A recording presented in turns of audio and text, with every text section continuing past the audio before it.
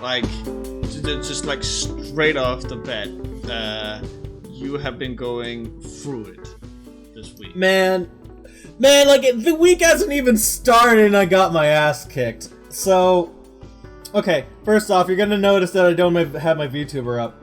That is entirely my fault. And this is me because I did not anticipate things sooner.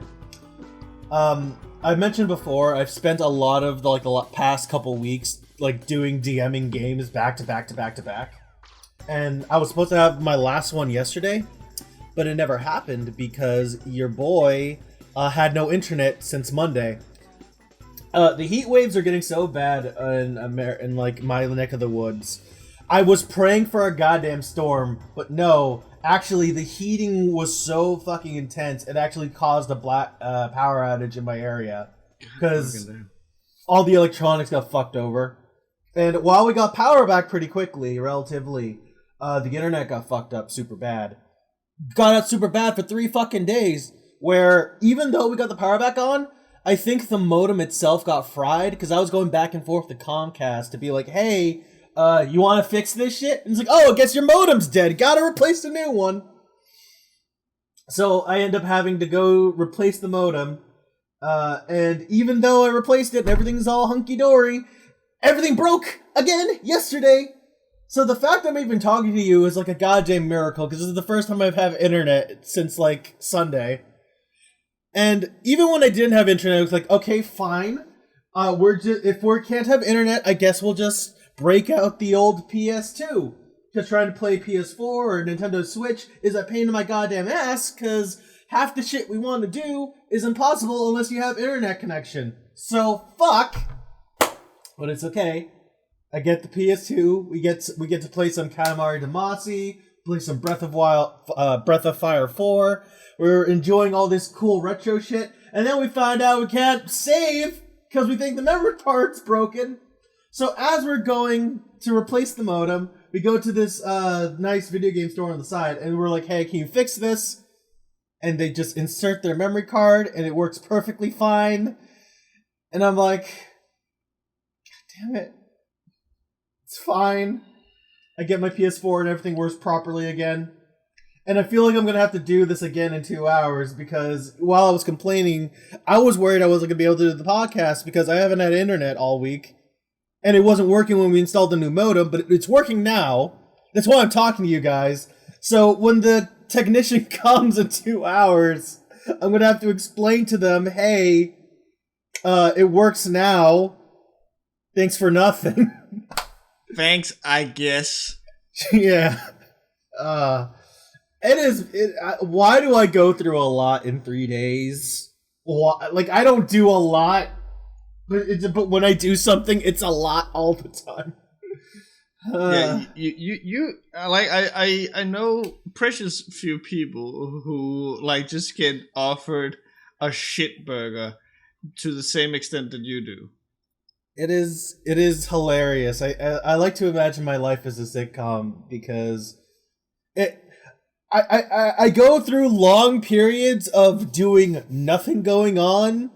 And then go through short mini bursts of, hey, let me just go through this entire hailstorm of daggers falling from the sky. Huh. But yeah, that was my weekend. How are you, Lasse? Well, I'm better than you, that's for sure. So I've been kind of like a little bit of like a social recluse for the past 4 days, I think, because Evo's been going on, and I've just been focusing all my time and attention on that. It's been really fun. I don't like. Do you know why, like, this year in particular, that Evo has been kind of like special? Unfortunately, not, because I have not had access to the internet.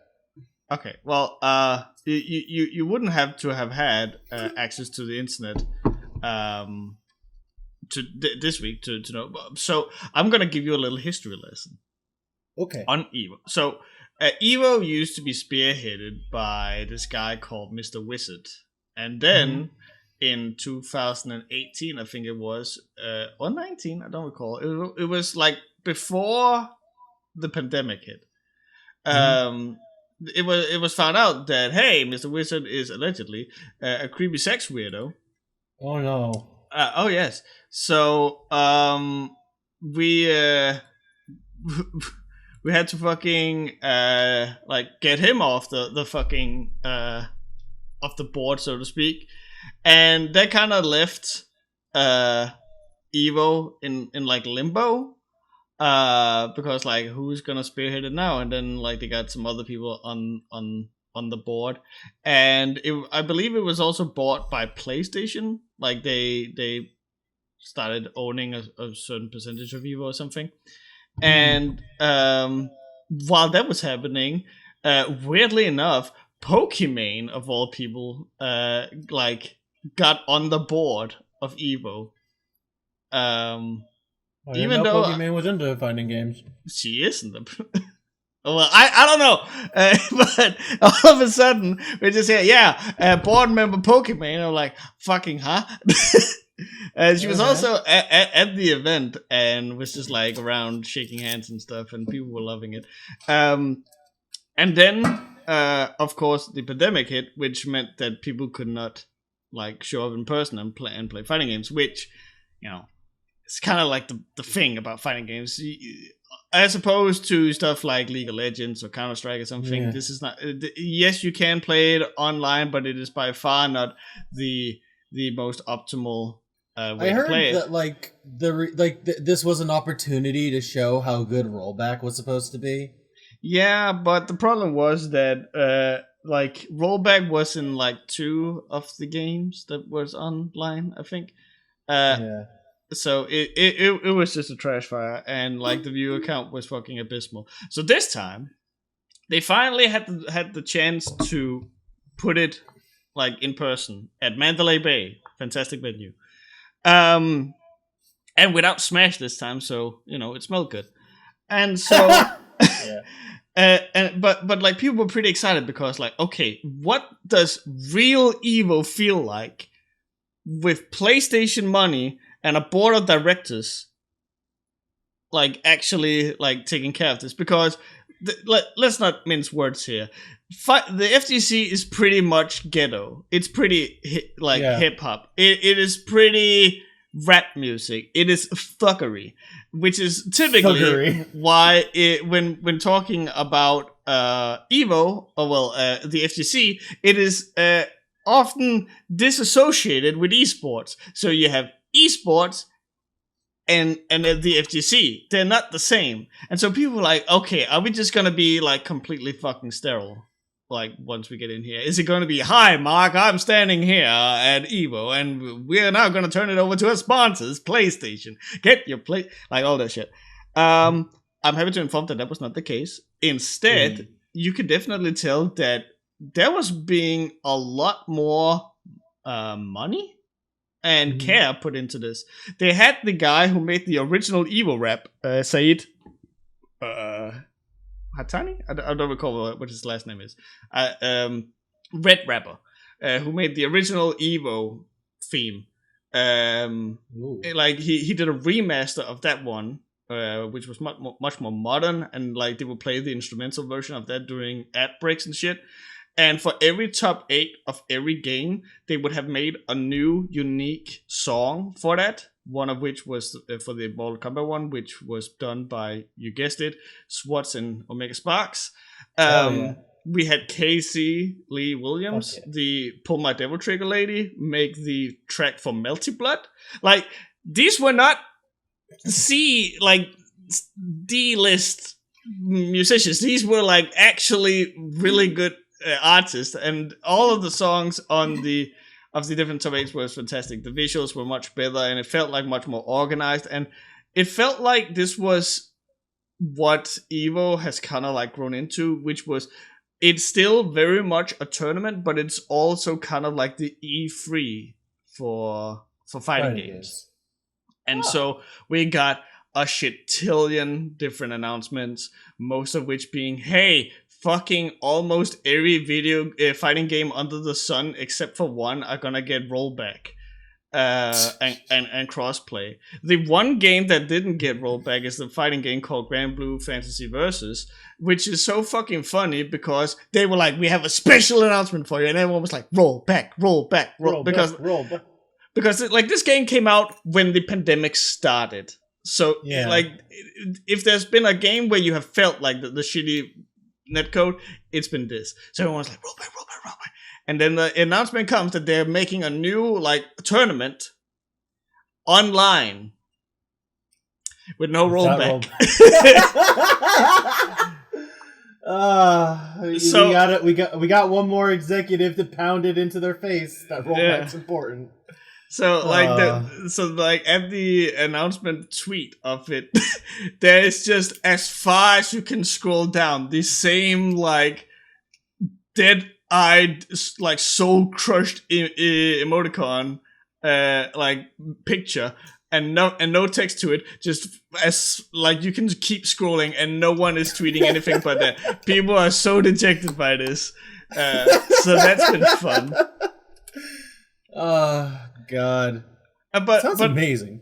It was great. And again, I was legit surprised with how, like, not sterile it was. Like, obviously you don't have anyone, like, get in his ass or anything like that, like you would typically have in like these fighting games. But, like, I remember there was a time where I think we were watching pools of Dragon Ball Fighters, and a guy comes up and he legit has a t-shirt on that says, legalize eating ass.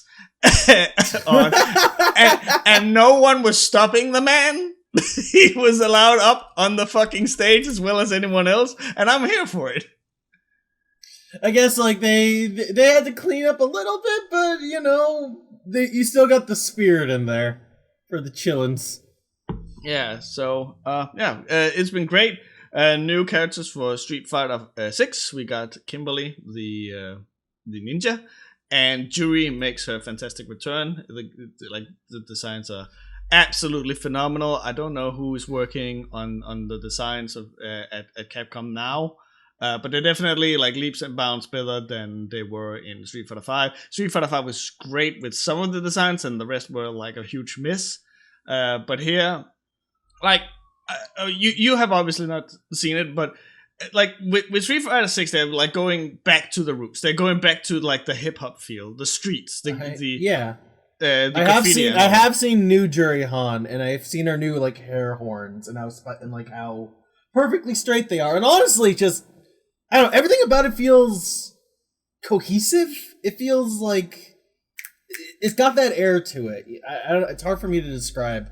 Like, you know how like Street Fighter 5 felt a lot more realistic, and this one actually feels it's got a vibe, you know?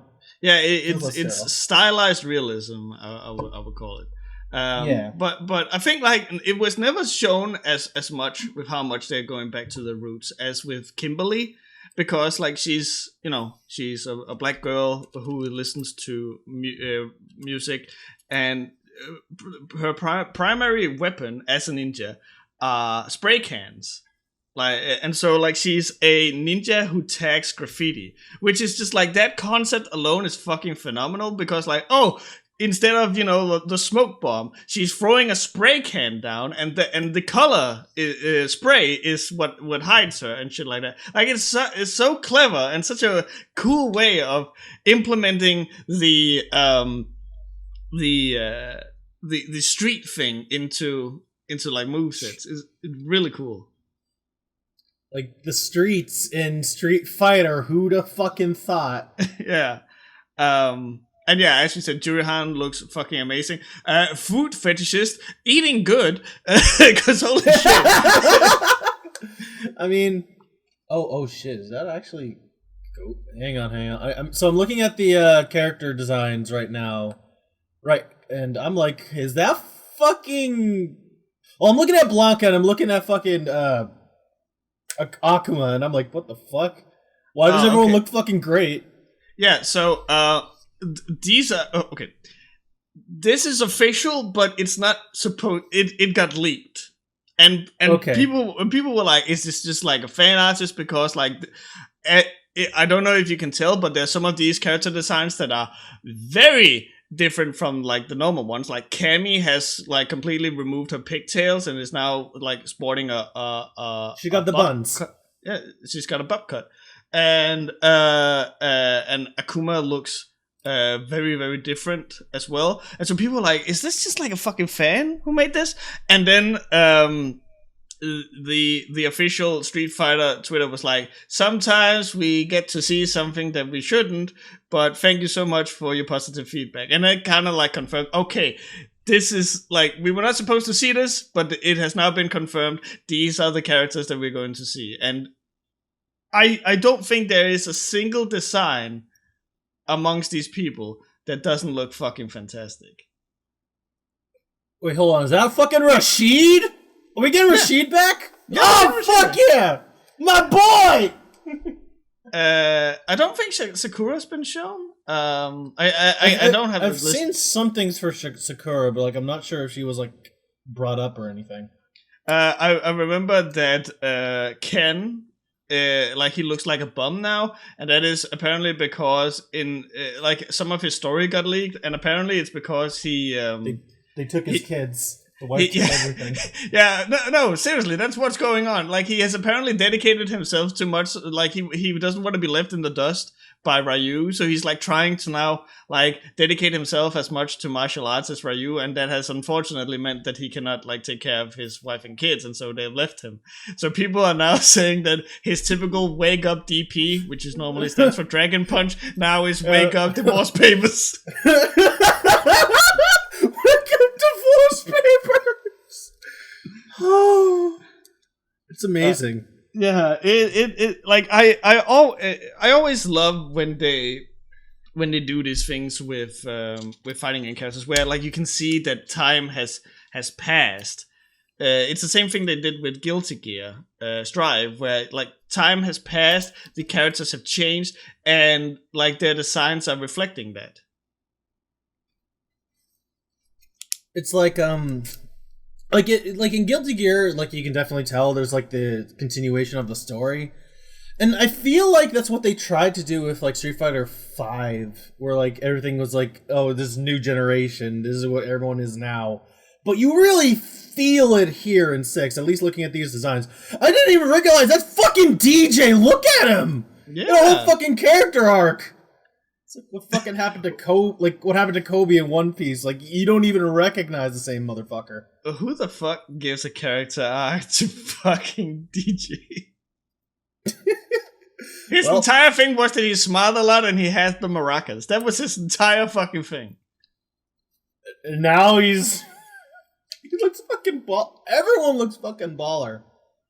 I'm just shocked. Hi Cluster Skulls, welcome to the stream. I can see it's the first time you're joining us. In Street Fighter V, they kind of gave Akuma this big mane of his red hair, and people were like, this isn't looking great. But that was because like they were trying to give him like this lion visual thing. Yeah. But yeah, again, it didn't work. So like the fucking thing they did with Street Fighter 6 is that they trimmed that hair, but they gave him like a lion's mane necklace or something, and it looks like so much better. Man's got like furs of the fucking animal he ripped apart. Yeah, he probably took that thing out with his bare hands. And Ryu, he's sporting like the sash over his shoulder, so he looks a lot like Goten. Not Goten, Goken, which is like him and Ken's master. So it's like, he's reached enlightenment. And apparently, like the timeline for Street Fighter is all over the fucking place, because apparently 5 was before 4, and slightly before 3. Or after 3, I don't recall. Like, I believe 3 is like the latest one. So this is, and so now 6 is gonna be like at the end of the timeline. Yeah, after that. And so in 3, apparently Ryu learns to control his Dark Hado within him. And so if you listen to his theme, which I wish I could play it here, but I think it's copyrighted. It's much like they're returning full to the hip hop feel, and his is so like fanfaric and fantastic with big like trumpets. It's like, yeah, our boy fucking did it. He overcame the dark Hado, and now he's just fucking living life. And it's just like, oh, it's so good. Character development. Yeah. Big ass character development. Also, this is just very fucking stupid, but I just looked at Del Sim and he's got like the okay hands. I know it's an actual fucking like it's like it's a little kata. It's a charm, but it's just I couldn't stop thinking about it. Got him. Ah, everything's so good. I want to pick this up. Oh, hold on, wait. PS5, PS4, Xbox, and PC. Okay, good. We're good. We're gonna play it. Yeah, a lot of people don't. I don't think notice, but you and I. There's actually a video on my Let's Play channel where you and I were actually fighting in Street Fighter 5. The only. I went really. I tried to go really hard, and then there was an issue because my dad took the PS4 back to his house, and then I just had to stop. Rip. But now it's on PC, so fuck it. I'm good now. I'm trying to find the fucking the image of the different characters, just so like the people at home who are watching the stream, hi by the way, can see the. Oh, hold on. Let me get the Gematsu thing. I have them here, but I'm like trying to find the picture in my picture folder because I have so many fucking pictures. In the meantime, oh, there we go. There we go. And then show bada bing, bada boom. There we go.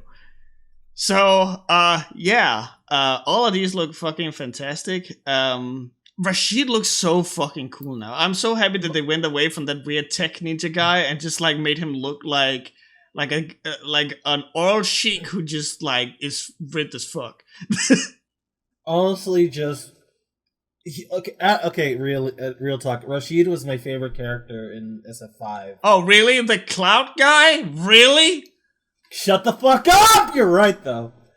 But no, he was cool as shit. Because he was zipping all over the place. And, like, I thought the Tech Ninja was kind of But, you know, Rashid was fun to play and he was fun to look at. Now, he looks like a fucking baller! Yeah. I like, looking at them now, I think, like, I'm very interested in seeing Marissa and AKI. Like, and Mimi. Like, what the fuck are these characters going to be like? Probably, well, Marissa, like you can probably tell, is going to be like a boxer kind of type, or like a MMA. That looks like some Muay Thai clothing. So Muay Thai, yeah. Oh wait, is Lily just holding fucking kukri or like doggy sticks? What the hell? I think they're like that African club thingy. Yo, she dual wielding. Yeah, I'm cool with that. Honestly, like the whatever the fucking case is, we're gonna have a fantastic game on our hands. Yeah, it's also really interesting because it really feels like they are like exploring, like a new, like not just giving us the same old thing. Like Guile, for example, has a thing where if you make a perfect input with his sonic booms, you get a powered up sonic boom. So. Like it's encouraging you to learn the exact moment that you need to throw sonic booms, and even his level 3 super is like it's not just a flash kick; it's now both like sonic booms and flash kicks. Like they've taken them up a level, so I can't wait to see more of this. It's obviously also going to have rollback, and people are posting pictures of what's called team battle. And there's a lot of images that are showing that like 2 characters are going up against other 2 characters. So it really like it makes people think that we're going to get like where like let's say you and I play one character, you play one character, and then we go online and we fight 2 other people. Oh shit! Which if they do that, That would be fucking sick. Like, imagine tournaments like that. It's like even I was imagining like if it my first thought was like watching Lythero streams with in like Dragon Ball Fighters, where like each player holds onto a character and they just tag in. If it was just something like that, I'd be hyped. But I'm looking at it right now, and it's like simultaneously, and I'm like, fuck. There was this like mode in Street Fighter Alpha where like it was like Ryu and Ken, but it was horribly unbalanced. Oh yeah, where you could just like, fucking dunk on fucking Bison. Oh yeah, it's hilarious. And I'm like, at first I have apprehensions, but this looks fucking dope.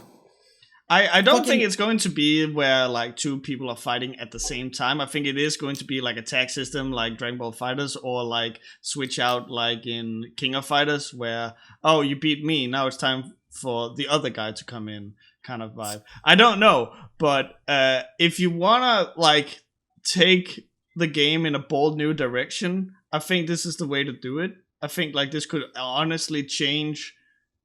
It sounds so dramatic when you say, but like it could change the landscape of the FGC by doing this, because now you are effectively making it like a team sport. Oh yeah. Even if it's just two, which like is going to make it so much more different and interesting to see it, to just like have tournaments and stuff. So I am big hopeful. If nothing else, it looks fantastic. But to not spend too much time on Street Fighter V, another thing that has happened is that we got a new character for Guilty Gear. Oh yeah, we got the new character for Guilty Gear. The Bridget, long-awaited Bridget. Yeah, I fucking Yo-yos. Yeah, so I was about to bring up, I fucking love how, like, when they showed the trailer, you can, if you look at fan reactions, you can see like, it starts out with you just see a string, and then the camera, like, pans downwards, and you then see the yo-yo hanging off of the end of the string. So, like, at first you think, oh, it's just, like, a guitar string or something. But then when you see that it's a yo-yo, the crowd just fucking explodes. I think you have a fantastic character design on your hands that when that is all that you need to show, people are immediately aware. Like, okay. It's that whole gotcha thing that happens where you're like, you lead the line down and then everyone's like, what the hell? Who is this? Is this something we've already seen? But no. Bait and switch, motherfucker. And then everyone explodes. Yeah. Like the reaction to Bridget is just fantastic, at least alone, just because Bridget looks fucking amazing to play with. Yeah, she looks absolutely fantastic in terms of like also design and music. They perfectly captured that happy-go-lucky attitude that she seems to have, where like even in the trailer she's just like walking the dog with her fucking yo-yo, and like they keep switching the backgrounds as if like she's taking it a trip across continent. Like it like I always love these trailers that they do for the different characters in Guilty Gear, just because like it's not just showing the character, they throw in some graphic elements or different conveyance tools with it that's just like super like charming. I remember even when Biking came out, there was all these cool like graphics on screen whenever she was doing stuff. It like they are on the ball, and a thing that I appreciate, because I fighting games. I don't know if that's a big secret. I'm wearing a fucking Ryu t-shirt right now. Bunny, I'm not gonna get into that one. Yeah. But there was oh fuck, that kind of like took me out of it. Damn. Yeah. I guess we got to talk about the Bridget in the room, huh? Okay, but first we'll touch on it very quickly, but finish your thought first. So there was this whole thing that before it took forever to get into actually Guilty Gear, because like it had to like connect to servers, and then it had to like set things up and shit. So like there was like a fucking almost minute long loading every time that you had to boot up the game, which was just fucking obnoxious. I booted it up yesterday, and like that's just fucking gone. It takes like, it is so much faster just to get into the actual game now, which is a real blessing. But improvements. I think, seeing that it has been brought up, and we are the most well-equipped people to talk about this, and not at all people who are well known for putting a foot in their mouth. We need to probably talk about the whole Bridget situation, because there's been of course, when you reveal a character like this that has such a rich history, and then it comes out that, okay. How do I put this? When there's a lot of, would you mind me so you can preserve your own thing? I'll try. I'll put my foot in my mouth for this one. I can set it up. Okay. So in earlier games, Bridget was a boy in women's clothing. I am not entirely caught up with the story about it, but there was apparently something where this feminine clothing was forced upon Bridget. However, in Strive, there is now an ending in which she's talking with Gold Lewis Dickinson, the oldest of the OGs, where Bridget more or less, Gold Lewis says, Godspeed, cowboy, or cowgirl. And Bridget says that a girl is fine because she can't lie to herself anymore. She is indeed a girl. Mm-hmm. And there's been a ton of back and forth between people trying to discredit this, people saying that it's because of bad translation, people saying that it is a walk back of what was being set up in the previous games, where this persona was forced onto Bridget and Bridget was not at all okay with it. And people are also saying that it's happening because apparently Bridget says this when you get the not perfect ending, where if you lose a lot, you get a different outcome than if you basically perfect every fight. So people are saying this is the bad ending where she admits to being a girl. So there's a ton of back and forth about it. The thing what I come to understand, doing a very minute thing of research,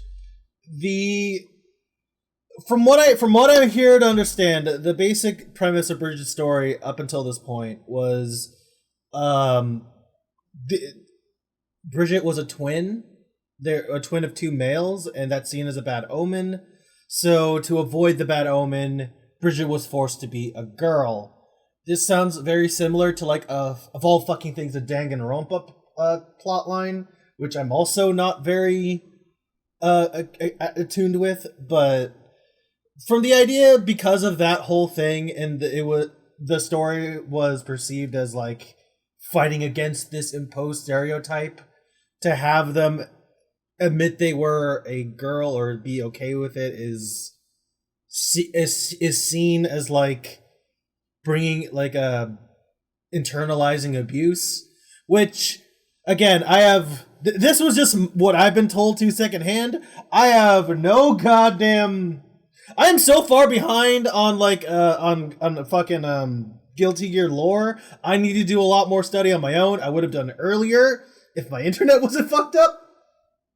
But what I can basically tell, this has been a very, very hot button issue. And whether this was a mistranslation, whether it was from word of God, from the developers themselves, because I've been hearing, I haven't even heard a straight answer there, where at first it was a translation error, then it was from the Japan, then it was actually reconfirmed to be a translation error. Nobody can seem to get an idea what's going on. It's just a big clusterfuck. Yeah. Our official stance. Yeah, go ahead. I feel there's a lot of this that is just people who have an opinion on the matter. They kind of pick and choose what answers they find and then showcasing those. It won't be the first time that it's also been fabricated. So again, we don't know. The way that I see it is that Daisuke Ishiwatari, the writer of the games, is not opposed to all these gender topics at all. For example, Testament is and has always been gender neutral. That has always been like their thing. There's never been any non-binary. I don't recall what term to use. I'm sorry, but that has always been the case. Like from the fucking get-go, and like that has been like hard confirmed that that's just what they are. And I fucking I'm here for it. I think it's really cool. As for Brit, so like the step to go, Bridget is now trans. I don't think that is like, it's not out of nowhere, and would fit with like the perspective that Daisuke Ishiwatari has. Like you and I, we've talked about it with One Piece, where hey, Oda has a surprising big amount of trans people and cross-dressers in his works. So like some people just like have these things in there. As for the whole like internalizing trauma and stuff, okay, that could be, but at the same time, look at Bridget. This doesn't look like a character that is internalizing grief and torment. It looks like a person that is living their best life. Does this look like someone who's internalizing a yo-yo into your sternum? Yeah, exactly. So, like, I of course can't say what is and what isn't, but it doesn't seem like out of left field to make it sounds so bad, but to make Bridget trans or not. And like the whole internalizing grief is like, I don't think that's it either, because again, like, you would have a more tormented character. Like that would fit better with how Testament carries themselves. But with the way Bridget carries herself, like she's happy, she's having fun, she's laughing, she's even like she has this whole thing of like coming to terms with like her identity. It doesn't feel like it's like, yes, it's in the apparently not perfect scenario, but that doesn't necessarily make like this revelation or acceptance a bad thing. Like she still won. I mean, my idea with taking this is that I do not. This is a trailer. I just do not have enough information of what the hell the context is, what the line actually is supposed to be, until Bridget actually comes out and we go through their story and we see them frame by frame.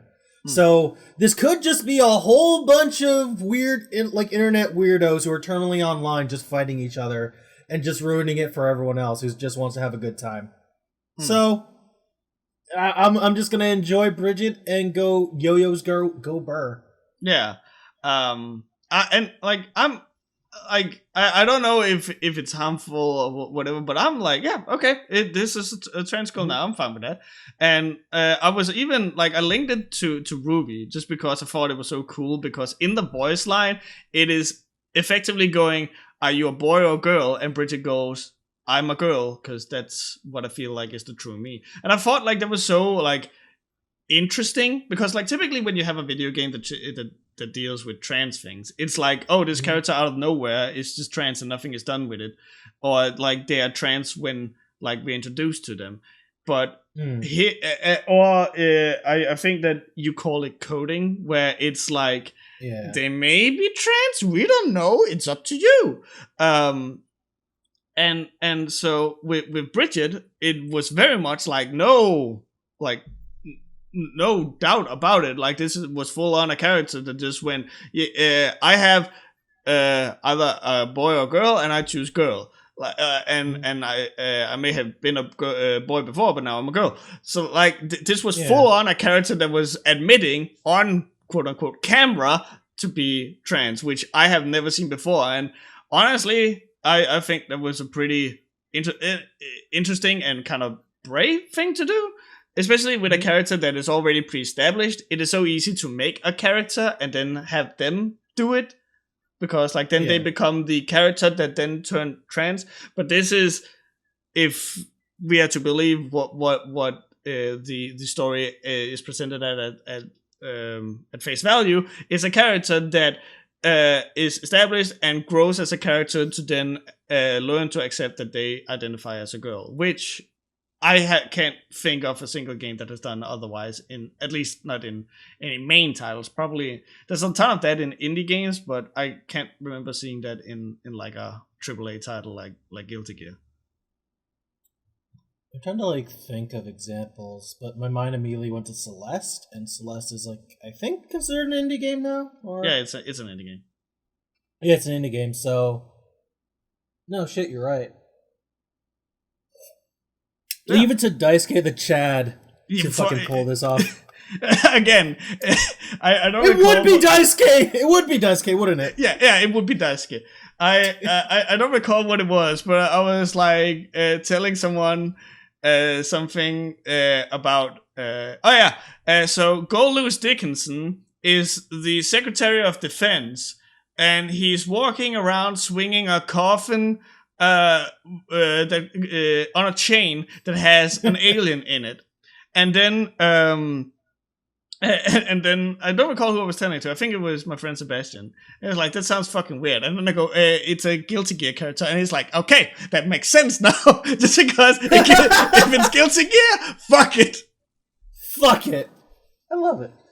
There were bad intentions behind it. Bridget was created in a period of time where this kind of stuff was not very well handled after all. So the character arc is very complicated to handle. I agree with that as well. Yeah. Just because, like, because it could have been like the intention was that Bridget was trans to begin with, but Japan, being Japan as it always is Japan, obviously wouldn't have let that fly so easily. So sometimes you have to like wrap it up like that. It is very, again, like my stance is like, if Bridget is trans, then Bridget is trans. If Bridget is not, then Bridget is not. My idea is like, I want to see what Bridget is when the whole game comes out. Yeah. So we can all put this to bed and we don't have like people pushing each other. Because the fact is, the matter is, we got this from like people screaming at each other at Twitter instead of like the announcement, and we couldn't really come up with our own thing before Twitter went crazy with it, Yeah. Yeah, that's my whole thing. Yeah, like where I'm at with Bridget is that with Testament, I got hit by that gender neutral, but now I'm getting hit with that gender mix up. So that's a little fighting game joke. I played around with Bridget. She's fun. Not for me.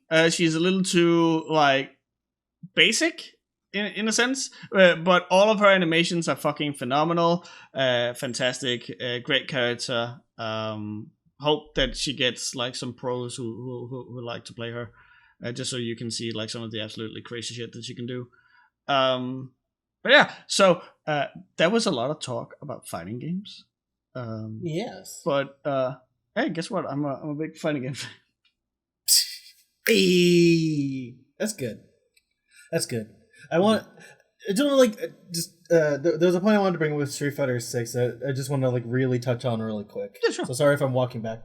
I don't know how to like explain this with proper words, but like, even though I fall off fighting games pretty quickly, I'm always there remembering at launch what like the general vibe is. And I know I felt this with 4, and I definitely felt this in 5, but there was always like this air of apprehension.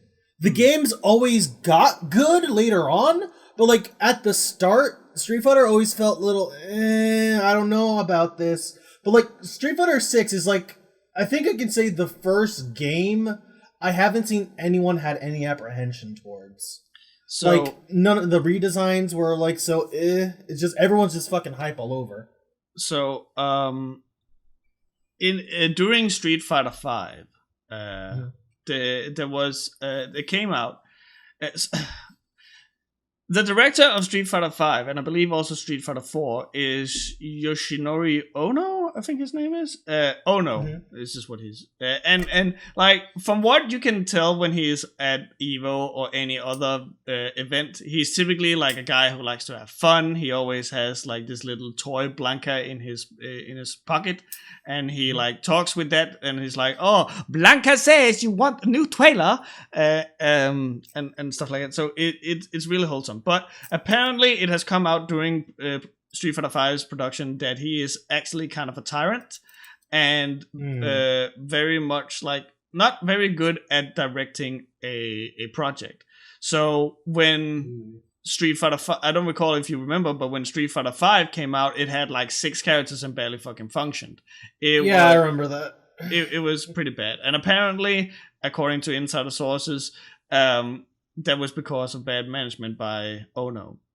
And apparently he also had a hand to do in Street Fighter 4, which also had some design issues that was because of him. One of the main mechanics of that game, which is called FADC, Focus Attack Dash Cancel, was a bug. It wasn't intended to be used in the way that it was, but then like people started using it for all kinds of dumb shit, and then like they retroactively made it a thing, which is also how the combo got started. So that's cute, but damn, like it's when you see Ono and the stuff that he's worked on, it becomes apparent that he was a nice guy when you saw him at events, but apparently he wasn't very good at his job. So after season 3, the second to last season of Street Fighter 5, he either got kicked or left voluntarily, and like 2 new people took over, and then they made like the latest season, and pretty much every character that they released was like leaps and bounds more interesting than the ones that we'd seen before. And they even implemented a new mechanic called V-Shift, which is a new like defensive mechanic, which is also now in Street Fighter 6. And so people were like, wait, the music is actually much better as well, and we're getting like much better communication from Capcom about what's going on here, and which is something that was very lacking at doing Ono's thing, where it was just like, hey, are we going to get a new netcode? And then there was like fucking nothing. And these guys would like communicate almost weekly and answer like questions on Twitter and stuff like that. So like there was this really open communication, which was really nice, and it just like felt like everything was getting like a step up. Now we move to Street Fighter 6, and apparently these are the same people who are spearheading it, and it just feels like it's much more in capable hands now. Oh, that's insane. I had no idea that was what was going on behind the scenes. Yo. So again, like the people who have come out about this are anonymous, and I think like that is primarily because like Ono is like, he's a big name in the scene, and you don't want to talk shit about him.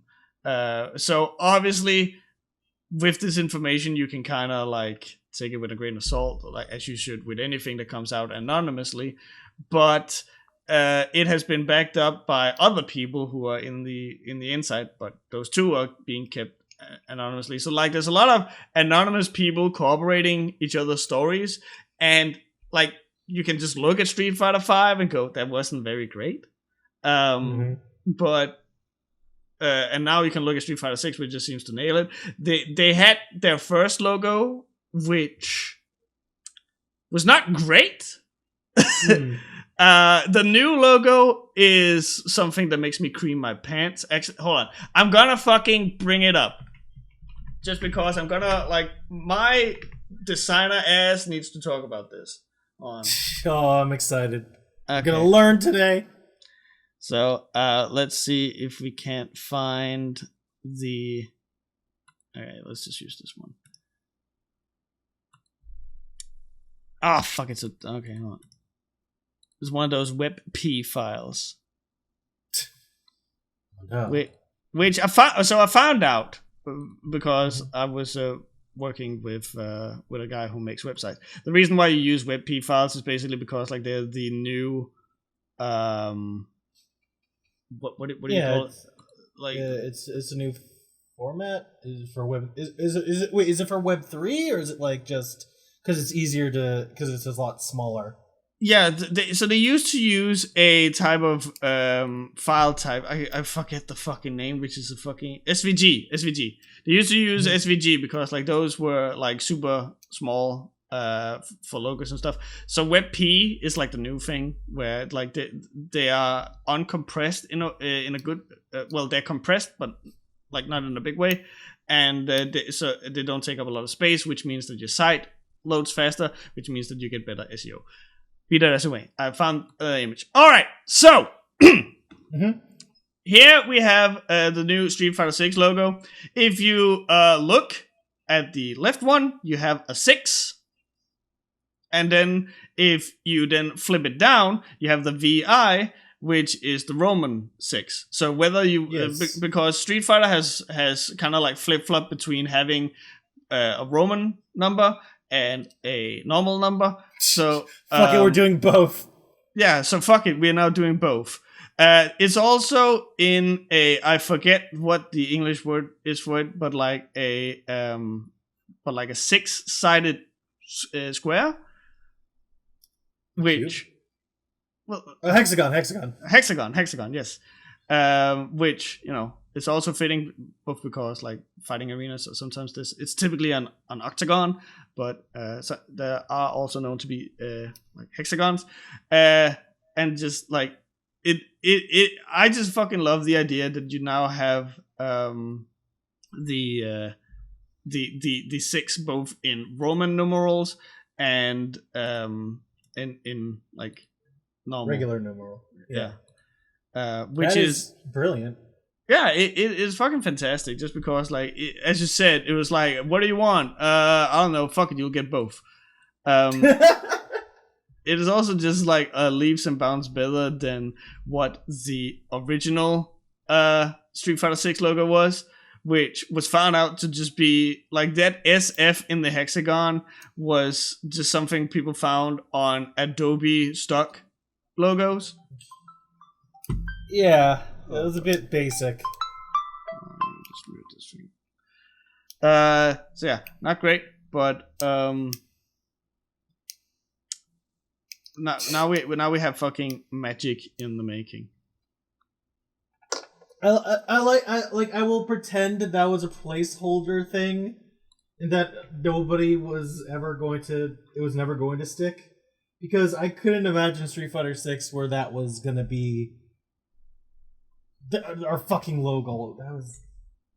That's what you see in like somebody's first logo for when they're starting out YouTube or some shit. This is not multi-billion-dollar franchise here, you know? Yeah. Oh. So yeah, that looks great. People were expecting to see something new from Mortal Kombat as well. NetherRealm Studios, but we got nothing from them. Do we have a few more days of Evo, or is it all concluded? Oh, it's all over. But as Maximilian put it, with NetherRealm Studios, they're kind of like the big dogs in terms of like I don't think that the Mortal Kombat games are the best fighting games in the world, but they are absolutely like the most easily accessible for like the casual crowd, just because like there's so much content and fatalities and all that stuff. So like they don't show stuff at Evo. They show it at like proper video game shows like Gamescom or E3 or something like that. Little disappointed that we didn't see anything from DNF Duel. But what can you do? Did the game like come out recently, so it still needs to like sit in the pot to steal a little longer, or what do you think? I don't know, like, because most fighting games have the have a thing now where like they come out and then almost at the same time they show like not a roadmap but like a season pass, like when the characters and new stages and stuff are gonna come out. Just because, like, that's what keeps life in a fighting game is, like, new characters and new stages and all that stuff. But the thing about DNF that is so fucking wild is that there's no communication whatsoever. It's the exact problem that we talked about with Street Fighter. Again, people didn't know what the HUD UI looked like before the beta came out. Like, that is how, like, little they have communicated. Which is a shame because I fucking love the game to bits, and I just want more. I cross my fingers and pray that this shit's gonna get they're gonna open up communications, or they're at least going to like not drop things on a random Tuesday on the week. A Tuesday. On a Tuesday. Oh, actually, no. Maybe Tuesday would be good because then we could talk about it. Podcast the next day. the reason why I say like that is just because like for the Street Fighter 5 rap song, there's a fucking bard that is like trying to hit me with an ume on a Tuesday, and so an ume shuryu is like is a shoryuken that was done by Daigo Umehara. I don't recall like what exactly defines an ume shuryu, but that's just what it is. But the thing is that when they say the hit you with an ume on a Tuesday, they use the fucking clip from the Street Fighter movie where Bison says, "For me, it was Tuesday."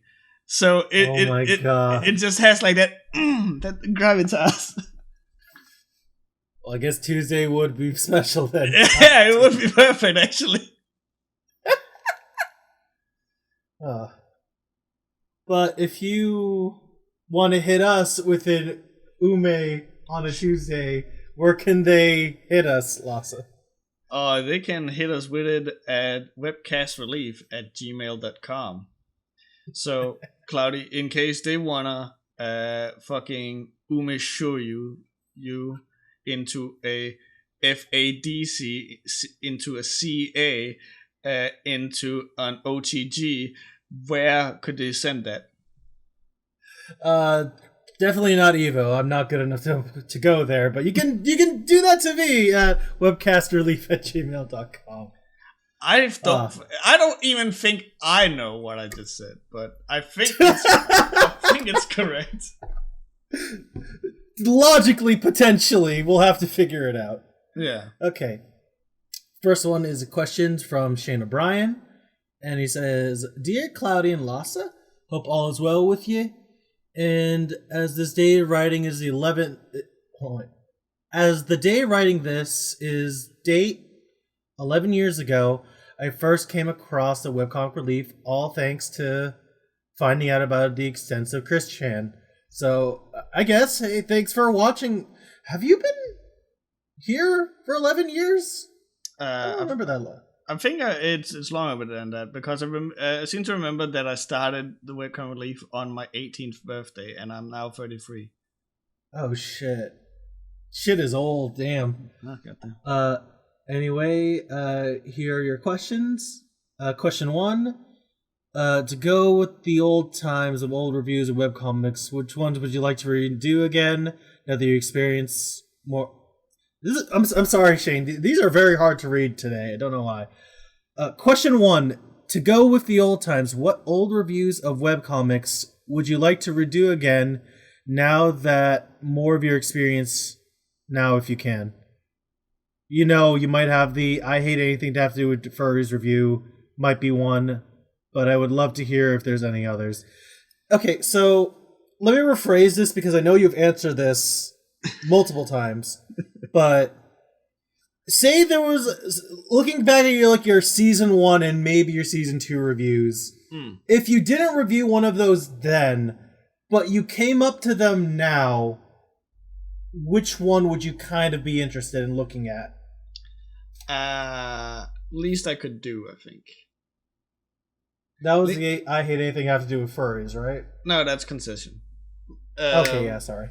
Least I could do is Ryan Summer. The guy. Oh yeah, okay, yeah. That looking for group. Just because that at the time I was like a huge fan of Least I Could Do. I just thought that all of the jokes were really funny at the time because like dumb little teenager. But they have not aged well. And I remember like even when I was reviewing it, there was like a lot of fucking like talk about how Ryan Summer was actually a like kind of a prick.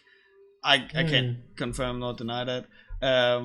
I've talked with people since then who also know him, which say that I won't make like they wouldn't say that he was necessarily a prick, but he's definitely eccentric, and I can sometimes come across as like weird.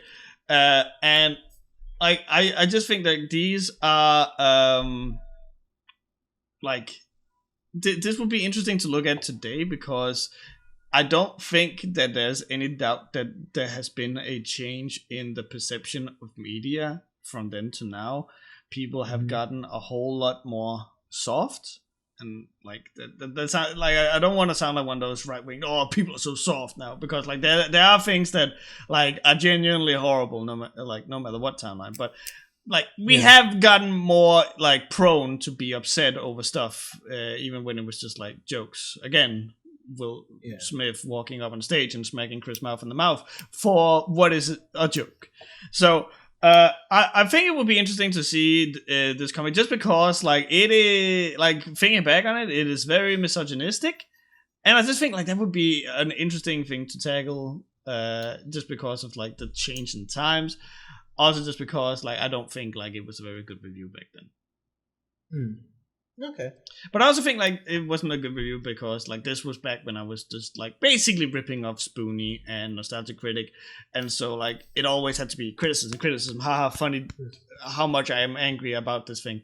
And this was a comic that I liked, so like I was kind of on my own in trying to make a positive review funny, which I remember having some troubles with. No, you got good. I can't answer this because I don't have a review of the webcomic relief. So, boom, we'll go to the next question. Question 2. Who would you marry, fuck, or kill? Jackie Diaz of How I Became Yours and What Dreams Make Become Fame?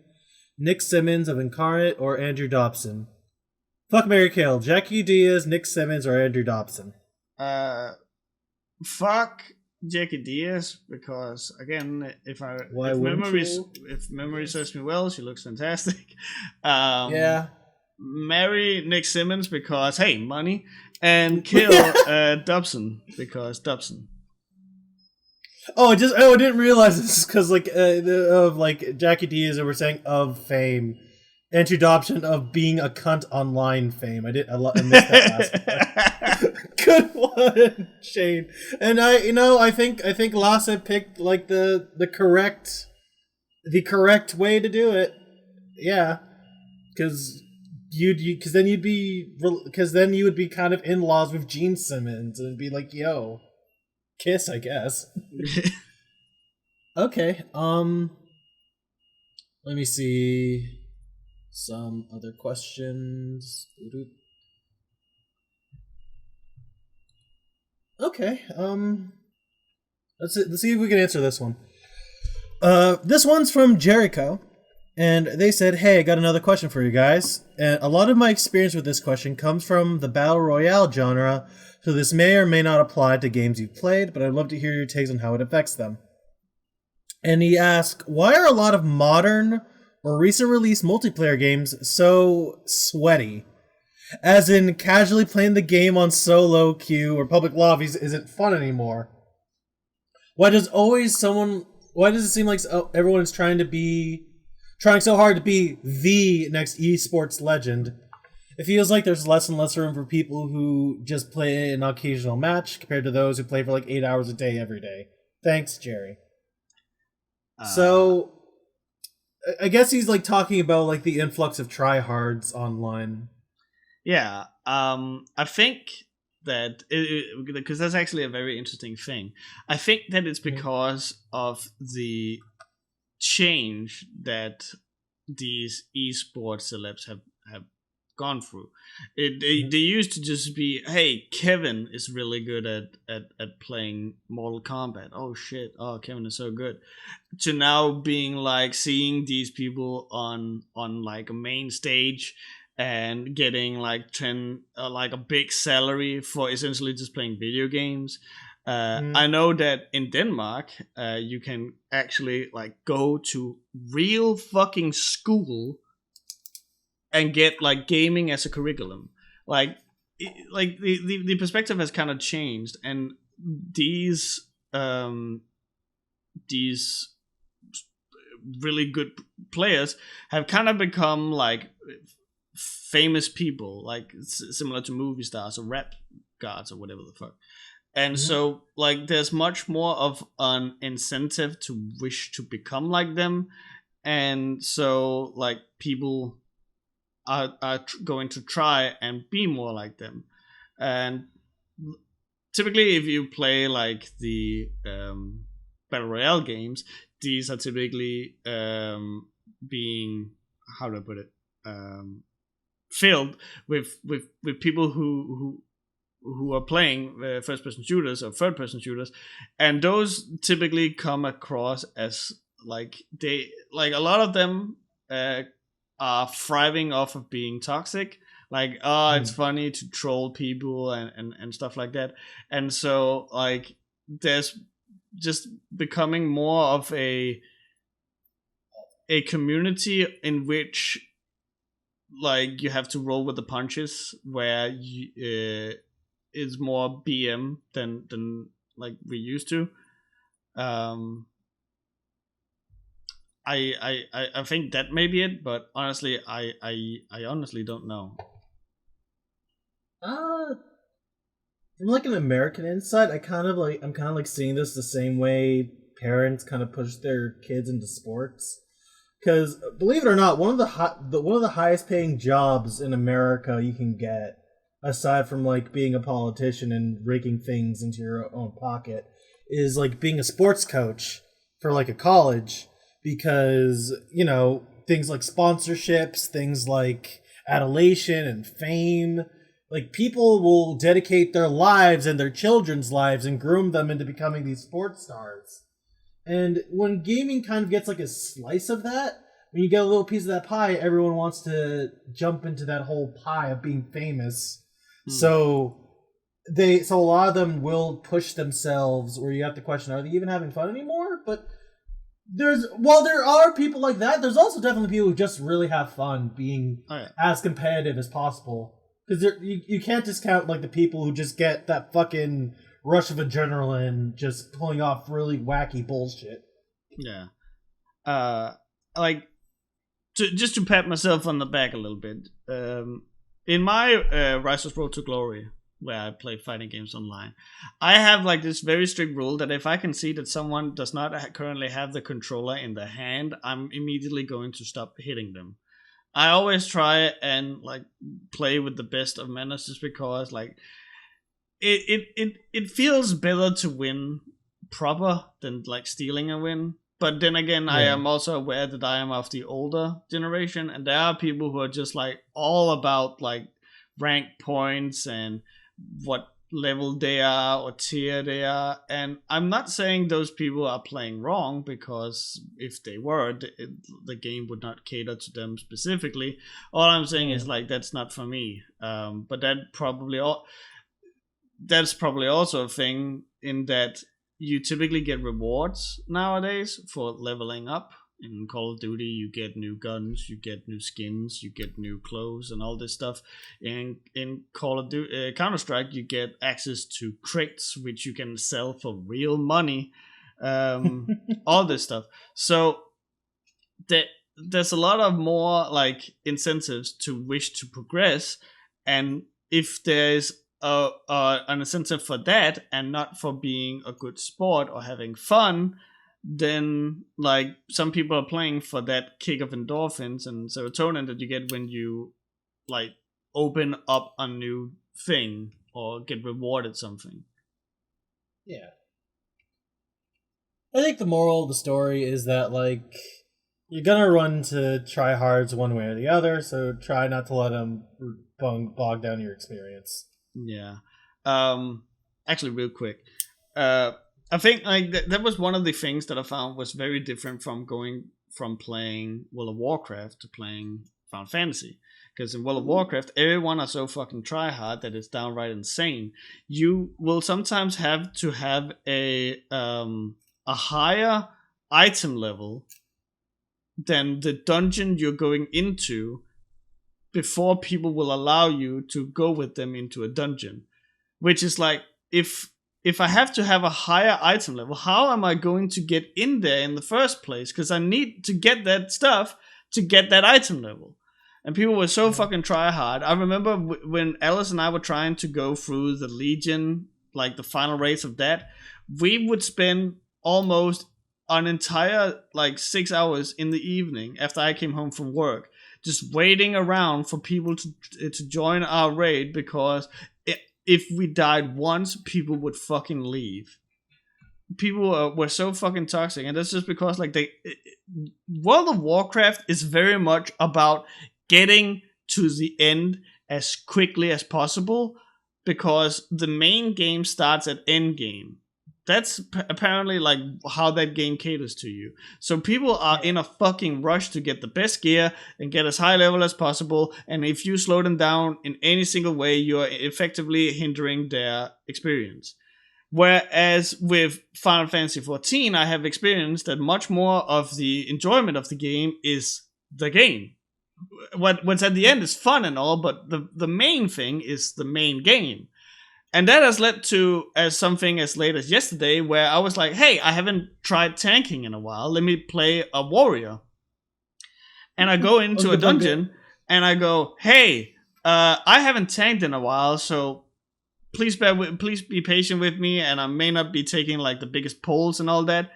And the healer throughout the entire dungeon was like giving me pointers and tips and encouraging me to do all sorts of shit and refreshing me on, hey, if you use this ability with this ability, you get this and this and this, to the point where at the end of the at the final boss, they were like, hey, yeah, so did you notice how you did all this? Yeah, I basically didn't heal you a single time. You're just fucking good at it. Great job, King. Here, you dropped this. And gave me a commendation on the way out. Like, it is such a fucking night and day experience. I have never seen anything like it. And I think that's because, again, for World of Warcraft, the main game is just not fun. Like, who gives a fuck about the story? Blizzard doesn't give a fuck about the story. They don't give a fuck about you. What matters is I need the big number. Like, the people who play World of Warcraft are effectively power scalers. I just need the big fucking number. So I need to get to the end so my number is big, huge. So I'm better than other people because I'm not in real life. And so everything in the game is incentivizing you to get to the end so your number can get really big. But in Final Fantasy, it's like, who fucking cares about the big number? You're already the fucking warrior of light, the closest thing that humanity has to a deity embodied in a human person. Or whatever race you're playing. So, fuck the number, have fun with the adventure. I love the whole, hey, you were so good at this, you dropped this king, and then drops a recommendation and leaves. That's like the most Chad fucking thing. I love it. I'm still surprised that they go, yeah, hey, I basically didn't heal you a single time during this entire fight. You just took all the advice I gave you to heart. You did really good. I'm like, hold on, what? What do you mean you weren't healing me? Yeah. The thing I love about Fantasy Star is after you finish the tutorial, you can basically tell you can go ahead and have fun with the world. That's basically how all games should be at the end of the day. Yeah. Although now I realize, like, Realm Reborn is the tutorial. Realm Reborn is the tutorial, and Monster Hunter is like, yeah, you got the credits, good luck, you're now out of the tutorial. And like, huh? Yeah. I'm 100 hours in and I'm out of the tutorial? What the fuck do you mean? Yes, and you haven't even gotten to the end game yet. But I'm already in it! No, you're not. Yeah, we're gonna keep giving you content. Which, by the way, like, I guess the one thing I can laugh, I wanted to play 14 this week. Because we were gonna start Heavensward. And the moment we bought the sub is when we had the fucking power outage, and that's where all the Wi-Fi troubles started. Oh, shit.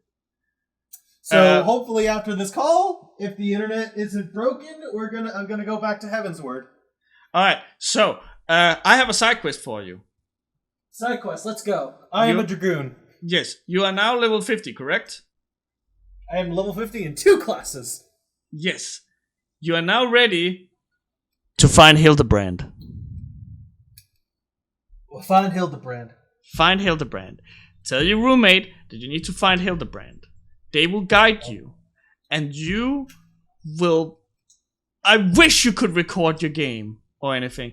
Because nothing will prepare you for this. Okay. Basically, we were gonna start... I promise you that once I started streaming, I would start Hildebrand. So. Oh, right. I forgot about that. But yeah, you're now ready. Like, you can commence Hildebrand. Once you start streaming, start Hildebrand. Okay. That is the plan. I'm probably not going to start streaming today because I still have to go find a technician. But afterwards, you also need to have the VTuber thing gotten set up. Yes, I do. Oh my god. But for now, you can go and you can be a dragon racist. Yay! As a dragoon of all things. You are. That's basically like fucking like specking in being a Nazi. Like it's. Well, I guess that's what I'm doing today. This is gonna be fun. Imagine me changing my tune at the end of this. Maybe dragon racism is not the best thing, but we'll have that. I'll tell you about that story when I'm finished with Heaven's Word. Yeah. Oh my god. Yeah, do that.